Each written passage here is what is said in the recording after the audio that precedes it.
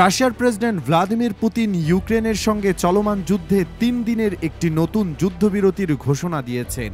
স্থানীয় সময় সোমবার ক্রেমলিন এক বিবৃতিতে জানায়, এই যুদ্ধবিরতি শুরু হবে ৮ মে সকাল থেকে এবং চলবে ১১ মে পর্যন্ত। যুদ্ধবিরতির এই ঘোষণা এমন এক সময় এলো যখন রাশিয়া প্রতি বছর ৯ মে ভিক্টরি ডে উদযাপন করে, যা দ্বিতীয় বিশ্বযুদ্ধে নাৎসি জার্মানির বিরুদ্ধে সোভিয়েত ইউনিয়নের বিজয় স্মরণে অনুষ্ঠিত হয়। ক্রেমলিন জানিয়েছে, মানবিক বিবেচনায় এই সিদ্ধান্ত নেওয়া হয়েছে।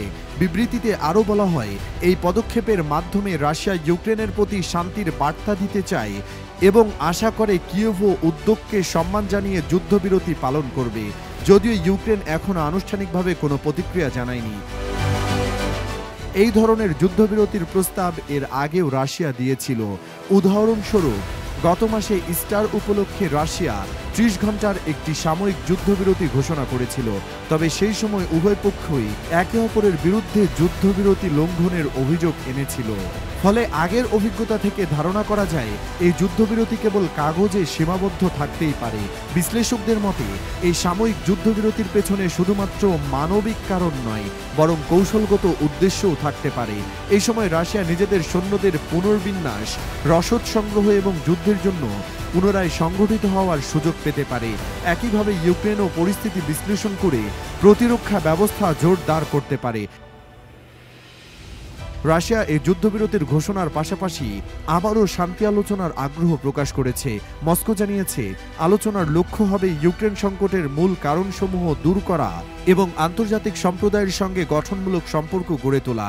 তবে কিয়েভের পক্ষ থেকে বারবার বলা হয়েছে, শুধু যুদ্ধ থামানো নয়, বরং ইউক্রেনের ভূখণ্ডের পূর্ণ স্বীকৃতি ও স্বাধীনতা নিশ্চিত না হলে কোনো শান্তি আলোচনা সম্ভব নয়।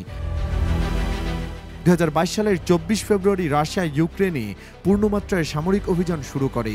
সেই থেকে যুদ্ধ চলছে টানা ২ বছরের বেশি সময় ধরে। বর্তমানে ইউক্রেনের প্রায় ২০% এলাকা রাশিয়ার নিয়ন্ত্রণে রয়েছে, যার মধ্যে অন্তর্ভুক্ত রয়েছে ২০১৪ সালে দখলকৃত ক্রিমিয়া উপদ্বীপ ও ডোনবাস অঞ্চলের অংশবিশেষ।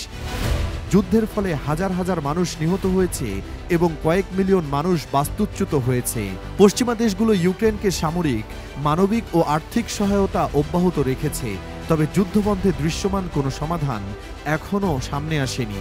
এই যুদ্ধবিরতি বাস্তবায়িত হলে এটি কিছুটা স্বস্তির বাতাস এনে দিতে পারে, বিশেষ করে যুদ্ধবিধ্বস্ত এলাকাগুলোর সাধারণ মানুষের জন্য। তবে প্রশ্ন রয়ে যায়, এটি কি শুধুই একটি প্রতীকী পদক্ষেপ নাকি প্রকৃত শান্তির পথে এগিয়ে যাওয়ার একটি সূচনা?